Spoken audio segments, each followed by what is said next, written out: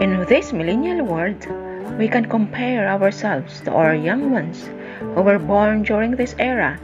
One of the differences is our young today can manipulate easily on the different gadgets like tablets, cell phones, laptops, and others. It seems that during their childhood, they are used to this already. They can easily adapt it because it goes along with the flow of the trend in our society, meaning they are very easy while having these gadgets.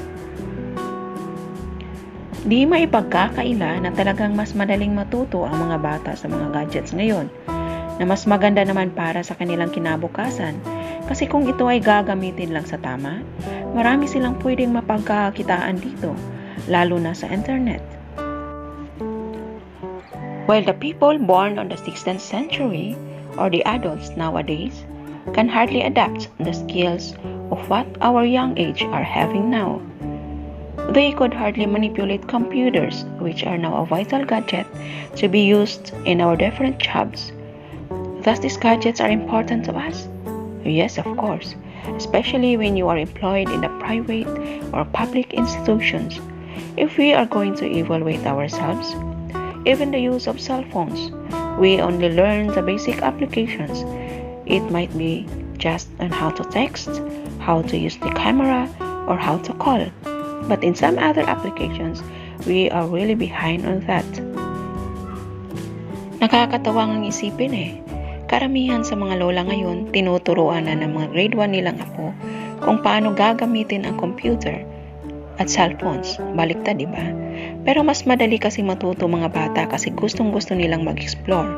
Hindi kagaya ng mga matatanda, takot na takot, baka daw makasira.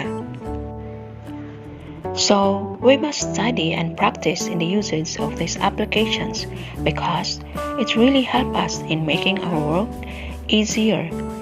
Why are we giving much importance on these things? Do these things contribute to our daily living? Absolutely yes. We should study and learn these things because most of the businesses nowadays are through online. We must know how to use the internet so that we can engage into this kind of business like trading, investing, online banking, online job applications, webinars, vlogging, and many others. Kung mahilig lang tayong mag-research ngayon, sino ba ang kumikita ng malalaki ngayon? Mga empleyado o yung mga freelancer sa internet? Siguro nga yung isang buwan na kinikita nila, isang taon pa natin kikitain Daming vlogger ngayon na kumikita ng 100,000 to 500,000 average monthly. Like Ivana Alawi, Kong TV, at marami pang iba dyan. Stock traders na kumikita araw-araw ng malaki. Mga gumagawa ng applications, mga nag-i-invest in digital platform na biglang yumaman dahil biglang tumaas ang mga prices. Siguro karamihan sa atin hindi alam ang mga bagay na ito. Pag hindi tayo mahilig mag-explore, malamang hindi natin alam na may mas magagandang bagay out from our comfort zone. Mostly during this pandemic, we are working at home. Whether we like it or not, we should adapt this kind of situations, wherein we are always holding our gadgets in order to engage in our respective jobs. It is not too bad to learn and act like our kids on these things, even we are old, because we are just adapting the new trend of our society. And as parents, we must be ahead supposedly in the use of these gadgets to our kids so that we can mentor them the right way in their usage. But sometimes it was reversed. Our kids are the ones to teach us on these things, as I mentioned earlier. So we will not say no, but instead we should put down our pride because they are more knowledgeable than us. If we are going to explore, we can discover that some of the best source of income are coming from the internet. Kagaya ng nasabi ko na, I think it's not so hard for us since we know already the basics of our gadgets. It's just a matter of absorbing additional knowledge of what we've currently learned. You know, if we are just eager and positive enough to learn, there is no reason that we can't learn all of this. It is also our great joy to discover things that is impossible to happen.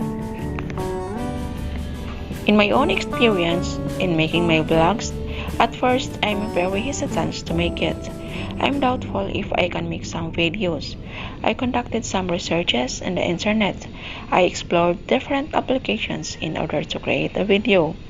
I paid and downloaded different applications for me to use in making videos. At first, I felt it's hard to apply the things needed, but finally, I was able to create an instructional one. Though it is simple, but I am proud and happy in doing such a thing. I created a channel and I was able to apply that video in YouTube.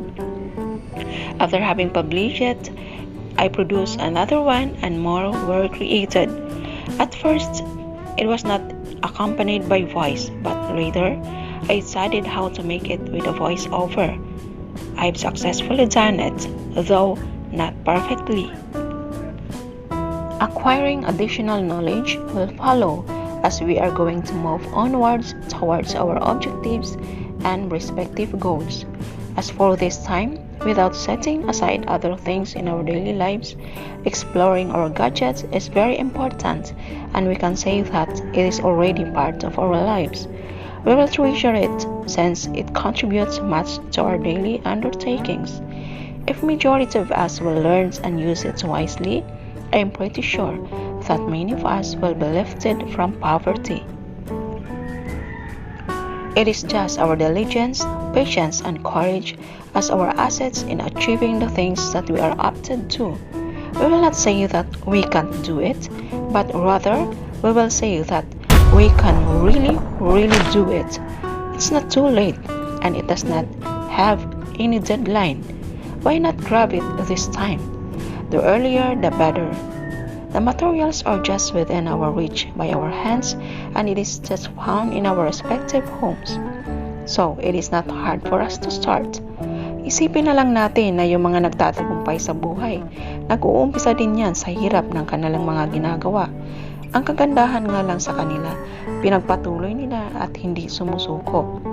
So, if we are going to do it heartily, the impossible things will become possible and we will live comfortably as not expected.